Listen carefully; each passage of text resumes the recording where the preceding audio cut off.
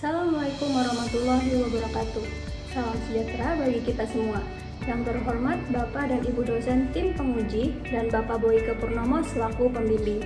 Saya Syarpina Widianingrum selaku mahasiswi MMUGM Jakarta kelas eksekutif A 44A konsentrasi kewirausahaan akan mempresentasikan mengenai hasil penelitian saya yang berjudul Rencana Bisnis Servis Alat Rumah Tangga Elektronik Home Appliances Dr. Tech.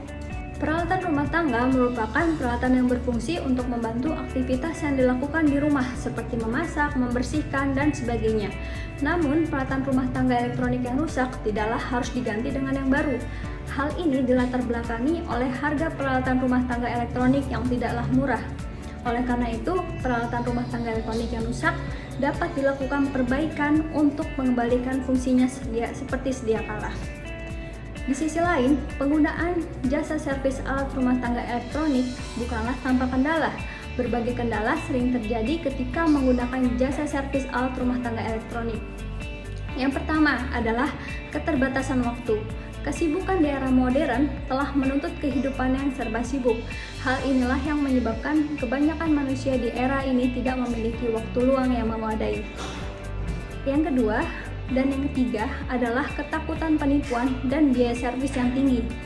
Penipuan dilakukan para oknum dengan membesar-besarkan tingkat kerusakan, memberikan biaya servis yang tidak masuk akal, atau mengganti perangkat elektronik yang rusak dengan perangkat lain yang kondisinya tidak sesuai. Yang terakhir adalah kualitas servis yang buruk. Saat ini sebenarnya sudah ada platform jasa servis, namun platform tersebut tidak memberikan layanan secara langsung atas jasa servis yang dilakukan dan jaminan terhadap jasa servis tersebut. Pelayanan, harga, dan jaminan hanya diberikan secara mandiri oleh para penyedia jasa servis elektronik kepada konsumen. Kondisi tersebut masih menjadi suatu kendala, mengingat para konsumen tidak mengetahui secara langsung kinerja dari penyedia jasa servis elektronik tersebut. Rumusan masalah dari penelitian ini, tindakan membangun suatu bisnis merupakan tindakan yang perlu mempertimbangkan segala aspek yang berpengaruh. Hal ini dikarenakan terdapat berbagai kepentingan dan resiko yang terkandung di dalam bisnis. Rencana bisnis yang matang tentunya diperlukan untuk membangun suatu bisnis yang kuat di kemudian hari. Rencana bisnis ini diharapkan mampu menggambarkan bisnis Dr. Tech dan memberikan yang terbaik dari setiap aspek yang mempengaruhi keberlangsungan bisnis Dr. Tech. Tujuan dari penelitian ini yaitu ada 3. Yang pertama adalah untuk mendapatkan gambaran bisnis Dr. Tech melalui kanvas model bisnis. Yang kedua, untuk mendapatkan gambaran mengenai kelayakan bisnis Dr. Tech. Yang ketiga, untuk merancang strategi bisnis yang dilakukan berdasarkan bisnis kanvas model. Metode penelitian ini yaitu desain penelitiannya berupa kualitatif dengan sumber data yaitu data primer dan data sekunder. Metode pengumpulan data saya menggunakan studi literatur, survei, dan wawancara. Sementara untuk instrumen penelitiannya saya menggunakan interview guide dan kuesioner. Metode pengolahan data yaitu saya ada 3, yaitu penyusunan bisnis model, proyeksi kelayakan bisnis, dan identifikasi resiko. Untuk metode analisis data, yaitu analisis model bisnis, analisis kelayakan bisnis, dan analisis resiko. Kemudian masuk ke dalam landasan teori. Di sini sebenarnya landasan teorinya ada banyak dan ada beberapa, namun saya hanya menyantumkan 3 yang paling pokok di presentasi ini, yaitu pertama adalah model bisnis, di mana saya mengambil sumbernya dari Osterwalder 2004, di mana model bisnis ini terdiri atas 9 blok, yaitu ada customer segment, customer relationship, value proposition, key activities, key partners, channels, key resources, cost structure, revenue stream.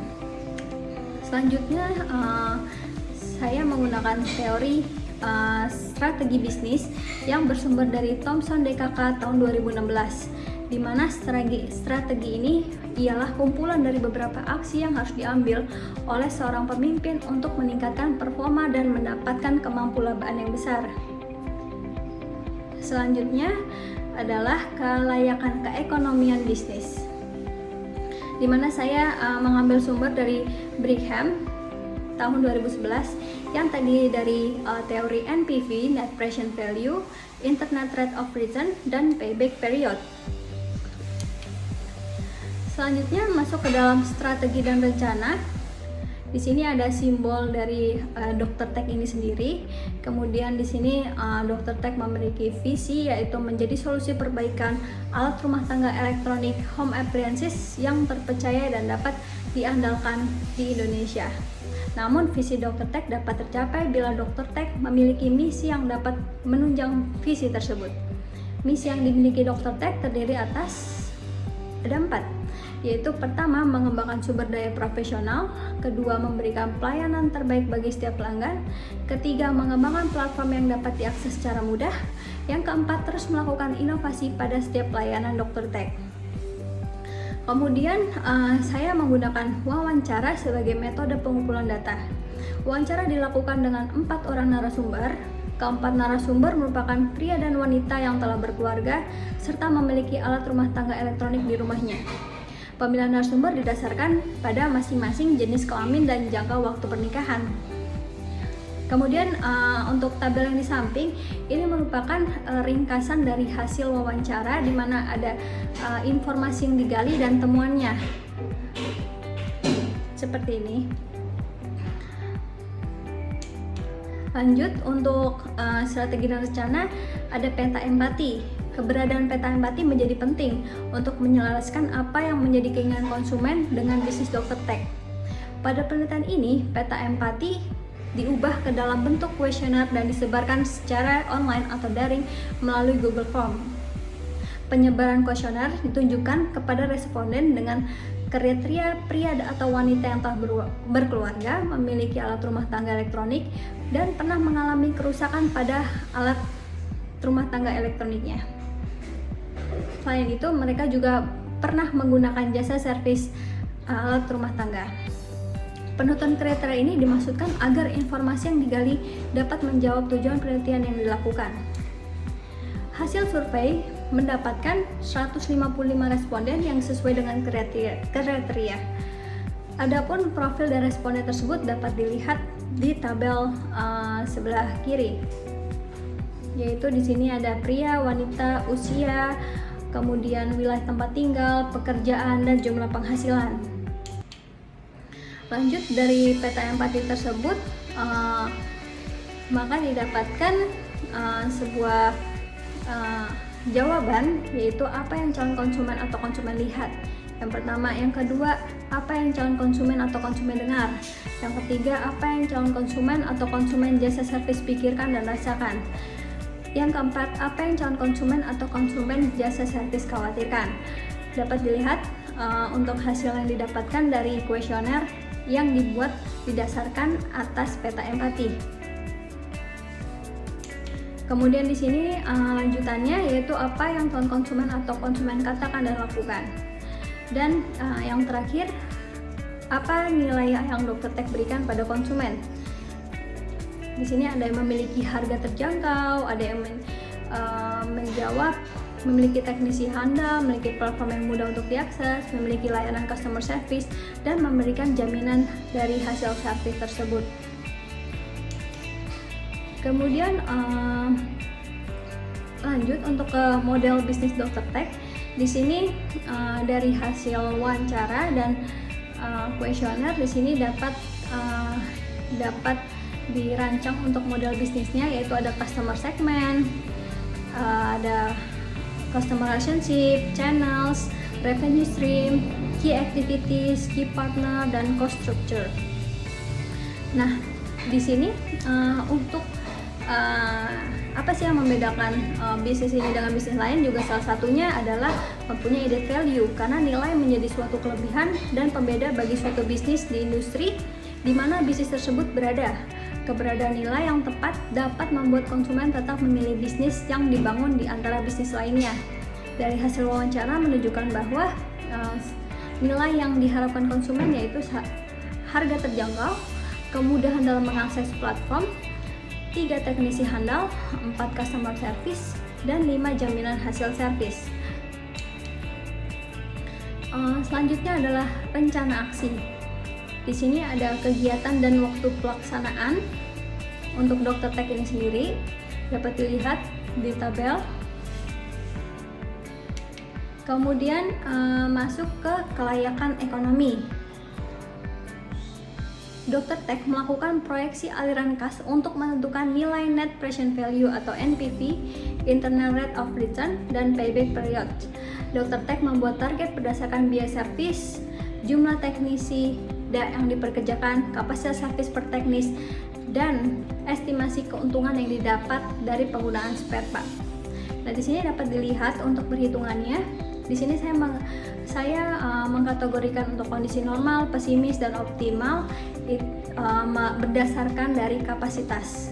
Yaitu di sini di normal saya menargetkan 90% dari 300 karena berhubung bisnis ini masih baru, jadi belum dikenal oleh masyarakat luas.